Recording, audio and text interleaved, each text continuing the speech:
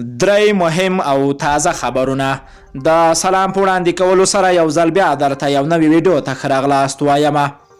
اول خبر، د کابل والی ویل چې د کرونا ناروغي د خپرېدو د لا ډیر مخنیوي په موخه د اختر په ورځ کې په کابل ښار کې پر تګ راتګ بندیز لګول کیږي. د کابل والی له کابل ښاریانو غوښتنه کړې چې د اختر په ورځ کې په خپل کورونه کې پاتې شي او له تګ راتګ څخه ډډه وکړي.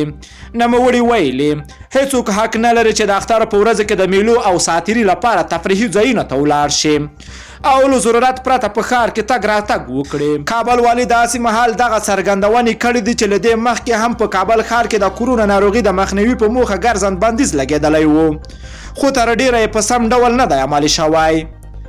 دوهم خبر، مایک پمپو طالبان او افغان حکومت باید دواړه تاوتریخوالی کم کړي.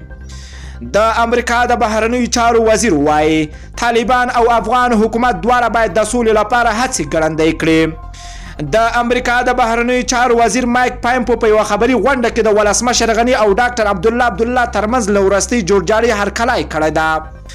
د په خبره دا یو مثبت پرمختګ دی او اوس د دې وخت ده چې دوی د سولې او بین الافغاني خبرو د پیل لپاره هڅې وکړي.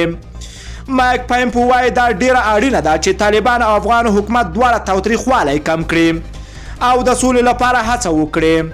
د په وینا په افغانستان کې سولې ته رسیدل ګران هدف دی، خو باید ټوله هڅه وشي چې تاوتریخوالی کم او د سولې لپاره خبرې پیل شي.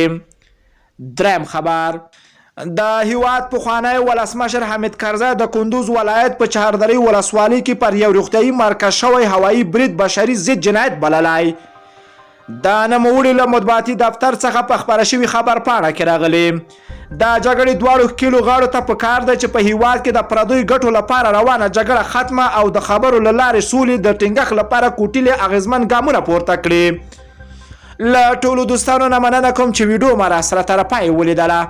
که چیرته خواږه نظرونه لرئ نو حتما یې راسره په کمنټ کې ولیکئ.